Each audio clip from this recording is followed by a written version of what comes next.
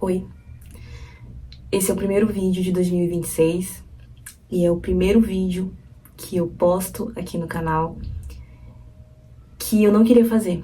É o primeiro vídeo que eu não queria realmente gravar. Mas eu fui duramente confrontada, posso dizer assim, a de fato compartilhar esse vídeo, principalmente pelo que foi o canal ano passado. Se você tá aqui acompanhando os vídeos que foram postados nos últimos meses, no último ano, você vai entender o porquê eu de fato fui confrontada a colocar esse vídeo e porque eu não queria colocar esse vídeo de hoje. Bom, quem está há algum tempo, quem me conhece há algum tempo, quem conhece a minha família, né, meu marido há algum tempo, sabe que nós estávamos há aproximadamente 6 anos e meio na tentativa de engravidar.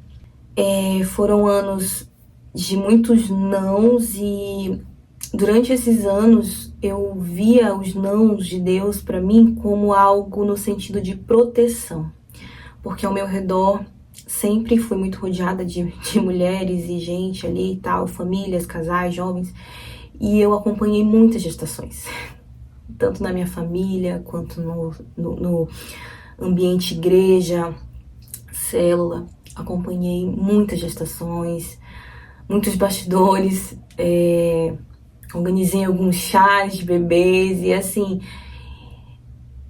acompanhei também muitas perdas. Muitas amigas perderam seus bebês e todas as vezes que essa notícia chegava a mim, fulana perdeu o bebê, eu pensava, meu Deus, pode ser que o Senhor esteja me guardando disso, né? Essa espera pode ser por isso. O Senhor está me privando de passar por um luto como esse. E, enfim, segui a minha vida, me alegrava com as minhas irmãs e chorava quando era necessário. Mas sempre com aquela coisinha, né? Poxa, quando será a minha vez? Antes de dar continuidade, eu preciso que você que está assistindo esse vídeo, se você não se identifica, não passe batido, mas que você envie para uma pessoa que vai se identificar, que você entende que vai se identificar. É muito importante que você faça isso. Bem, passado estes anos, em outubro de 2025, mais precisamente no dia 30 de outubro de 2025, eu descobri que estava finalmente grávida. Depois de tantos anos, depois de nunca ter tido um positivo na minha vida, eu descobri que estava grávida. E foi aquela sensação única, aquele mix de sentimentos, de medo, de será que é isso mesmo? Será que esse teste não tá errado? Será que eu tô vendo direito? Deixa eu pesquisar, é isso mesmo? É assim que se lê o teste de gravidez, o tamanho cavala. Enfim, mas nessas horas a gente fica realmente incrédula, essa é a palavra. Foi aquela alegria, imediatamente contamos para os nossos pais, só para os nossos pais, né, os meus avós também, que são pessoas muito importantes para mim. E fomos dar sequência, né, ao que tem que ser feito, as consultas, e fiz a primeira consulta, e exames tudo certo, tudo bem, tudo saudável, o bebezinho se desenvolvendo no lugar certo, o coraçãozinho batendo na frequência correta, e já estava tudo programado para que esse bebê viesse, né, inclusive ele viria aproximadamente ali no dia do meu aniversário, que é em julho. E eu, de fato, parecia que estava sonhando. Estou como quem sonha. Era esse o som que a gente sempre reproduzia aqui em casa, o Bruno e eu. Só que, infelizmente, no dia 3 de dezembro, eu tava em casa, tava deitada, tava dormindo à tarde, finalzinho da tarde, tava descansando ali à tarde. E eu tive um sangramento. Nem sei se eu posso estar falando essas palavras aqui. Enfim, gente. Tive um sangramento e automaticamente, né, eu já li muito sobre isso, então assim, cara, não é um bom sinal. Por mais que, mas é normal, um sangramentozinho ali no início. E quando eu tive, na mesma hora eu chamei o Bruno e ele tentando me acalmar, amor, isso é normal. Tá no início, pode ser que seja, eu tô vendo aqui no chat GPT, pode ser que seja resquício de ciclos passados, de menstruações passadas. E eu, não, essa cor não indica isso. Eu preciso ir no pronto-socorro imediatamente. E ele tentando me acalmar ali, eu já meio que...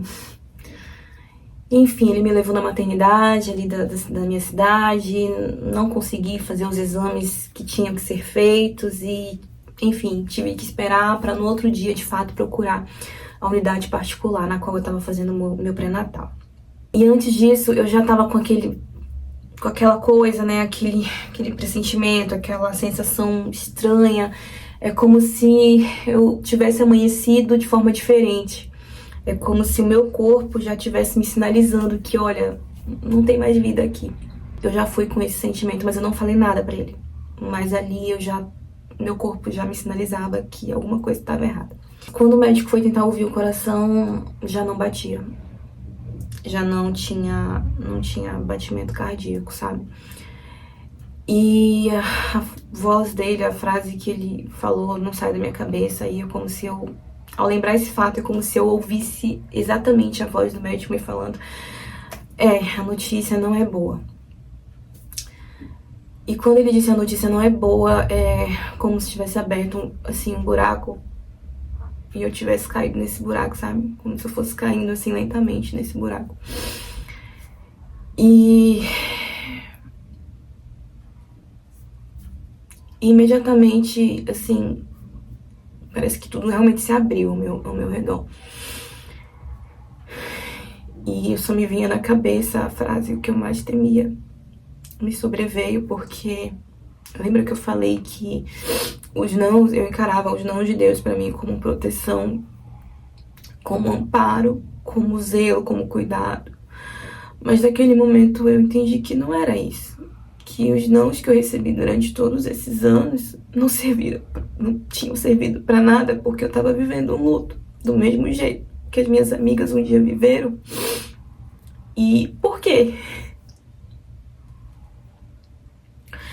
Saímos de lá, assim, devastados, e o médico não soube explicar. Ele falou: olha, isso acontece, não tem explicação, você tá saudável, o bebê tá se desenvolvendo bem, isso acontece nas melhores famílias.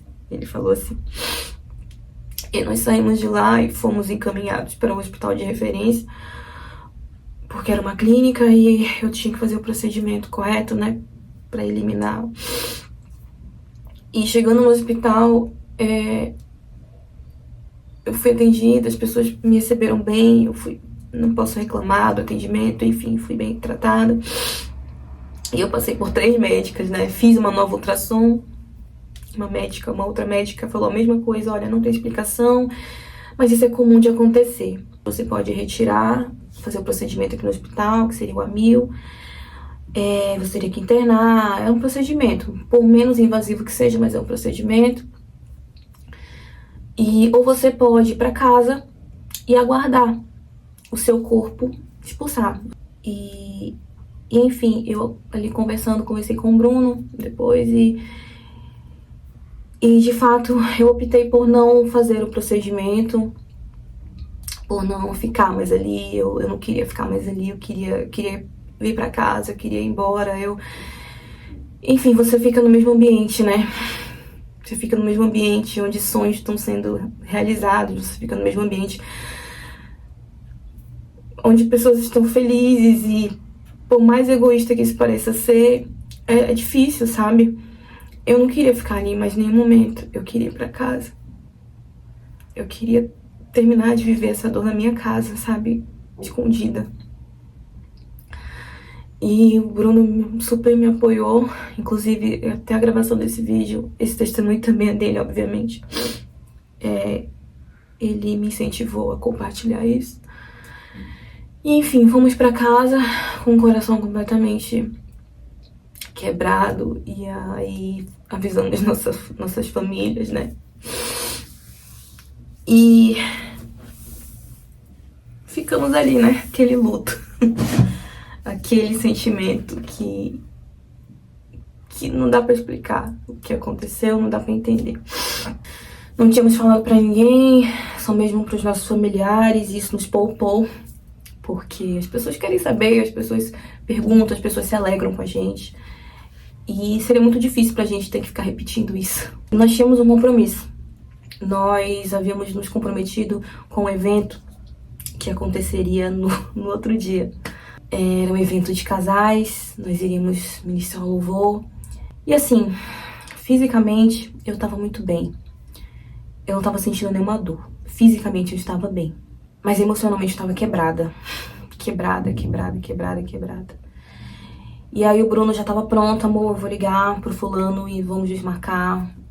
Não tem condições da gente fazer nada desse tipo. Isso era no outro dia, né? E na mesma hora o Senhor começou a trabalhar, né, em mim.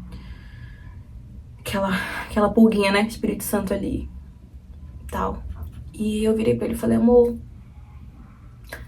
não faça isso, porque...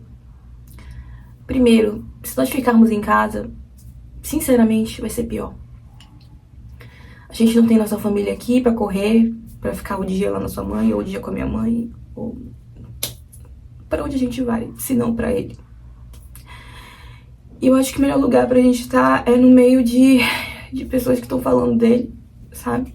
Cultuando a ele, lembrando dele. E eu tô bem fisicamente, eu não tô sentindo nada, absolutamente nada no meu corpo. No outro dia nós estávamos lá ministrando louvor com aquelas pessoas e se alegrando, sabe? Fazendo de tudo pra se alegrar. Não vou dizer que foi fácil, mas aquilo ali fazia parte. Eu entendi que nós precisávamos viver aquilo da forma como nós estávamos, sabe? Porque era justamente pra, de fato, não mostrar que somos os super-heróis, mas mostrar que, de fato, na nossa fraqueza, a força dele se aperfeiçoa. Então, são as oportunidades que nós temos de mostrar que realmente o que pregamos e o que lemos e o que ouvimos é verdade. Estávamos com viagem marcada para visitar nossos familiares. Nossos pais não moram mais aqui no Pará. E isso já estava programado desde antes. Nós iríamos fazer a compra do enxoval lá. E já estava tudo programado.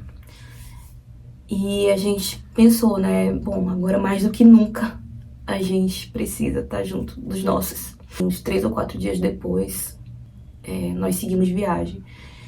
E eu seguia bem fisicamente, mas emocionalmente completamente abalada, destruída, quebrada. Fomos viajar e foi assim algo de Deus, foi algo assim que realmente o Senhor, um tempo que o Senhor preparou pra gente. Porque nós pudemos distrair nossa mente, nós pudemos viver assim o nosso luto, mas ao lado dos nossos, sabe? Ao lado dos nossos pais, dos nossos avós, e isso foi fundamental. Foi fundamental.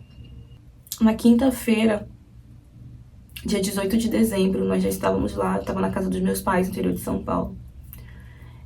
Eu amanheci com uma dor. Acho que só quem realmente passou vai me entender. Uma dor que eu nunca havia sentido na minha vida, sabe? Uma cólica, né? Como se fosse uma cólica, mas uma cólica assim que...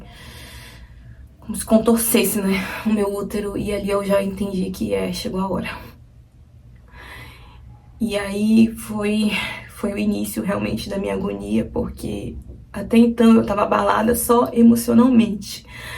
Mas chegou a hora do meu corpo também ser abalado, porque foi uma dor que eu nunca senti.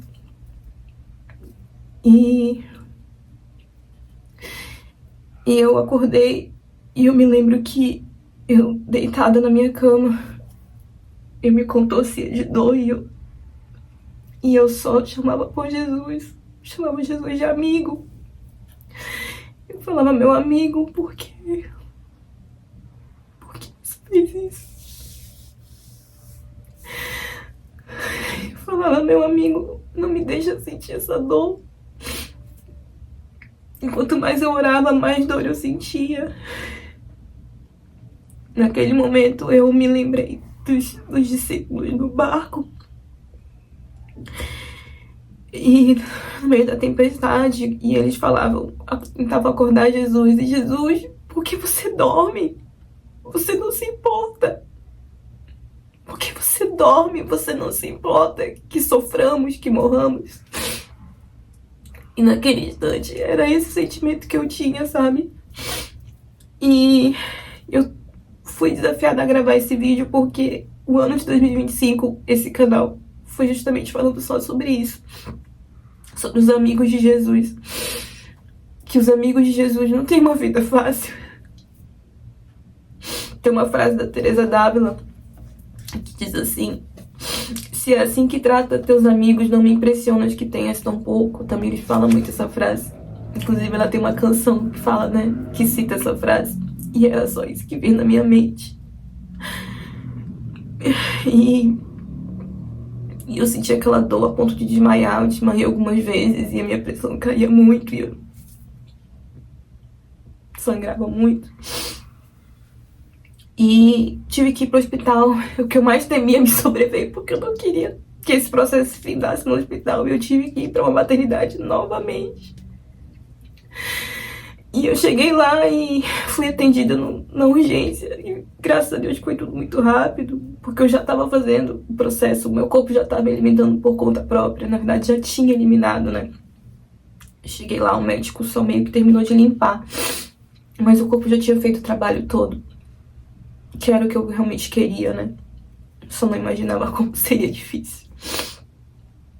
E é uma espécie de dor de parto, mas sem a alegria do nascimento. Foi isso que eu vivi, sabe? E tenho certeza que só que realmente quem viveu sabe o que eu tô falando. E saímos dali assim, tipo, acabou mesmo, sabe? Mas o sentimento era esse. Por quê? Por que, meu amigo? Por que você fez isso? E eu tinha que continuar. Eu por dentro tava muito triste, tava muito quebrado. Mas eu tinha que continuar porque eu não queria entregar os pontos, sabe? Eu não queria que aquilo se tornasse uma muleta pra mim. Eu queria passar por cima daquilo. E foi o que eu tentei. E o que eu tento fazer até hoje. Vivemos aquilo, a dor cessou, física, a emocional continuou devastada. Eu me lembro que no dia anterior eu fiz uma entrevista de emprego online.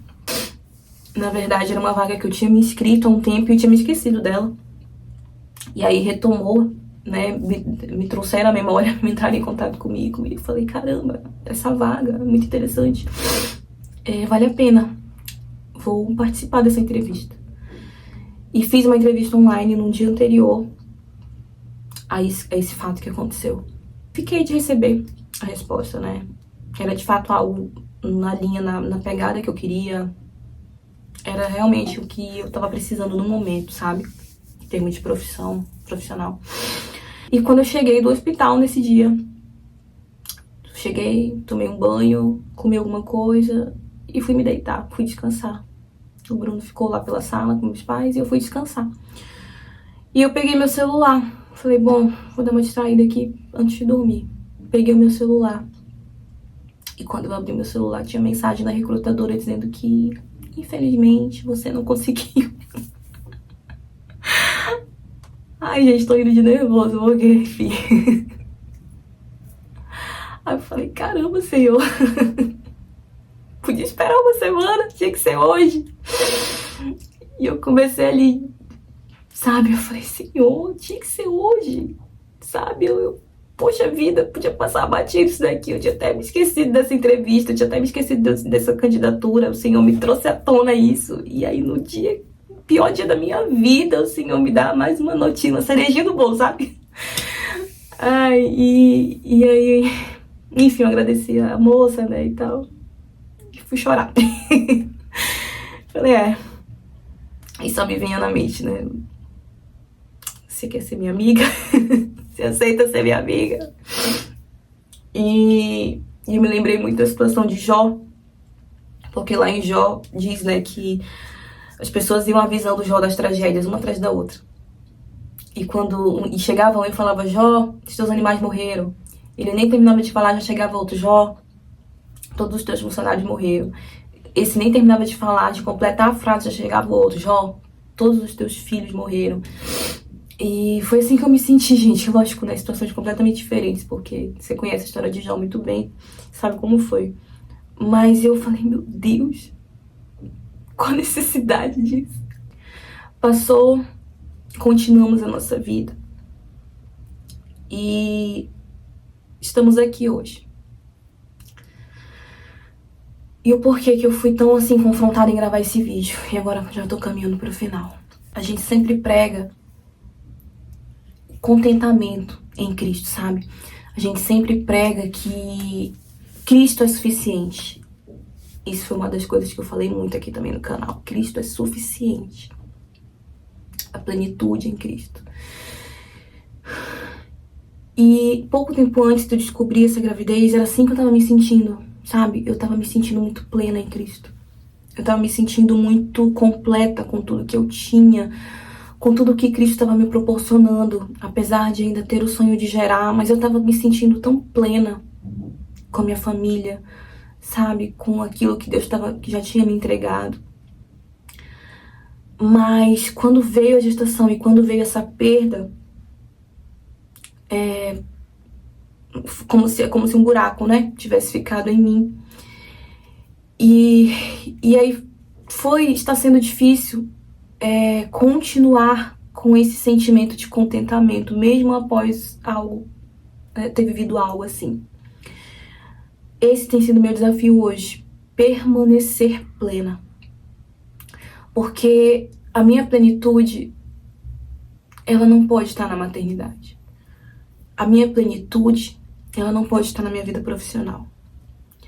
A minha plenitude, ela não pode estar, sei lá, numa casa própria. Ela não pode estar em nada, a não ser Cristo. E esse tem sido meu desafio hoje, após viver tudo que eu vivi em tão pouco tempo. Continuar plena nele, sabe? E é por isso que eu fui tão confrontada em compartilhar algo tão íntimo, porque eu não queria compartilhar. Mas lá no início, quando eu recebi a notícia que o coraçãozinho não batia mais, uma das médicas me falou assim, ei, isso é mais comum do que você imagina. Só que as pessoas não postam no Instagram. Isso ficou na minha mente de forma... As pessoas não postam no Instagram. E eu entendo porque as pessoas não postam no Instagram. Porque a minha vontade era de que ninguém soubesse disso. A gente não quer que as pessoas saibam o fracasso. A gente não quer que as pessoas saibam, que as pessoas vejam as nossas chagas. A gente não quer mostrar a nossa lepra, a gente não quer mostrar. A minha vontade era abrir o canal com um vídeo, como eu sempre faço, com um tema, com edições. Vocês estão vendo que esse vídeo está totalmente diferente.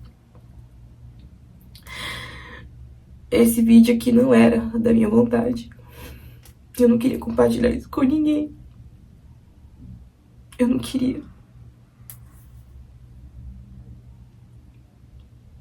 Mas a partir do momento que você se coloca à disposição, se coloca, né, como de fato um agente,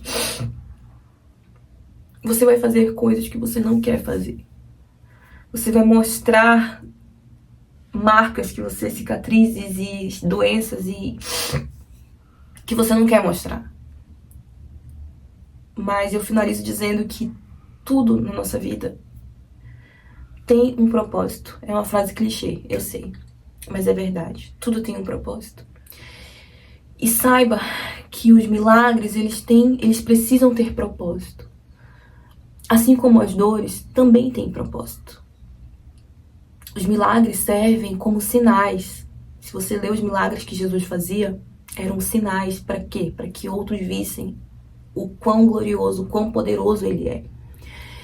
Então, para que serve uma dor, para que serve um milagre, se não for para mostrar quem Cristo é? Então, eu tô aqui de cara limpa, numa situação de fracasso e de vulnerabilidade, para mostrar para você que quando o meu milagre chegar, ele tem um propósito. A minha dor está tendo um propósito e o meu milagre também terá um propósito, que é apontar para Cristo. Então a sua dor, hoje, você tentante, você mãe que perdeu o seu filho, independente da época, porque eu me considero mãe, sim. A sua dor tem um propósito. O Senhor, Ele vai usar você para consolar outras pessoas, outras famílias, outros casais. O que eu tenho para dizer é: Cristo precisa ser suficiente. Não tem sido fácil para mim, para minha família, para o meu marido. Mas nós estamos tentando, sabe, ser plenos em Cristo. Mesmo com todas as nossas falhas e sendo egoístas muitas vezes e questionando Deus por muitas vezes. Por quê? Mas a gente está fazendo de tudo para ser pleno, porque Ele é suficiente.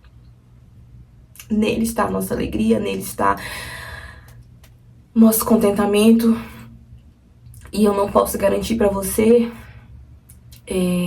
apesar de eu ter fé para isso e orar para que o Senhor a cada dia mais aumente a minha fé em prol disso, eu não posso afirmar para você que um dia eu vou gerar novamente, porque só quem tem o controle disso é Ele, não eu. Mas eu posso te assegurar que no sim ou no não, Ele vai continuar sendo meu Deus, Ele vai continuar sendo o Cristo que me salvou, o Cristo que me revigora, que me alegra. E tudo que acontece comigo é para apontar para Ele. E é por isso que eu tô aqui. Não sei se esse vídeo fortaleceu a sua fé. Eu espero que fortaleça de alguma forma, apesar de eu não estar aqui contando um milagre pra você. Eu não tô contando um milagre, tô contando um fracasso. Mas o intuito desse canal, desse vídeo é, de fato, apontar pra Cristo. E eu seria muito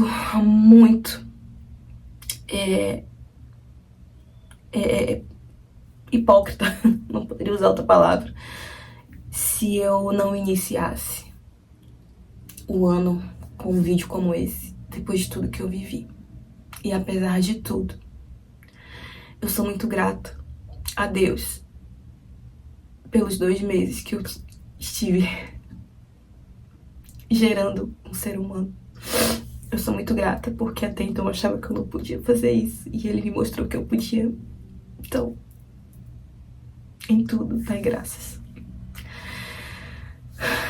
Espero que esse vídeo te abençoe. Se você que não tá passando por isso, mas sentiu, compartilha com alguém que esteja passando por isso, porque você não sabe o quão importante é a gente ouvir alguém que compartilha da mesma dor que a gente. Beijo.